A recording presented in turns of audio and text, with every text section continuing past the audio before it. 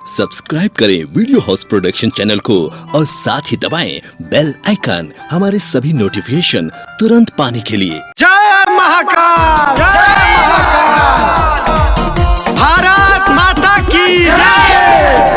नरेंद्र मोदी जिंदाबाद, चंद्रशेखर भैया जिंदाबाद, बबुआ भैया जिंदाबाद, बबुआ भैया जिंदाबाद। माई बाबू हो, बहनी भैया हो, ये चुनाव के लड़ैया हो।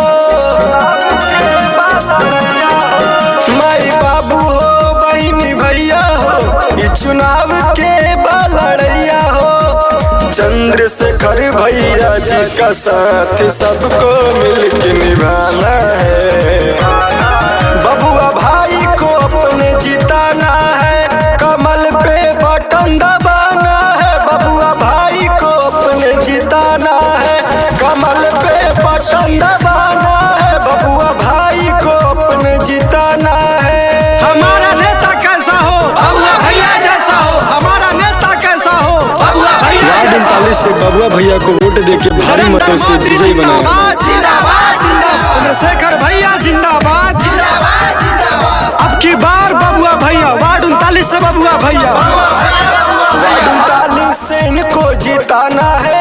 बबुआ भैया को विजयी बनाना है, वार्ड 39 से इनको जिताना है। बबुआ भैया को विजयी बनाना है। कदम मिला के सबको कदम बढ़ाना है।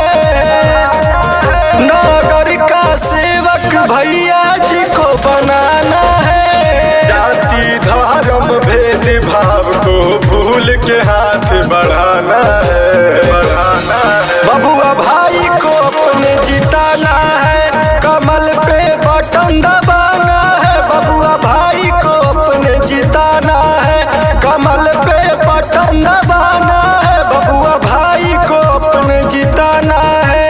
हमारा नेता कैसा हो, बबुआ भैया जैसा हो। हमारा नेता कैसा हो, बबुआ भैया जैसा हो। नरेंद्र मोदी जिंदाबाद, जिंदाबाद, जिंदाबाद। अब की बार बबुआ भैया वार्ड 39 से बबुआ भैया, बबुआ भैया, बबुआ भैया वार्ड 39 से बबुआ भैया, वार्ड 39 से बबुआ भैया को वोट देके भारी मतों से विजयी बनाया।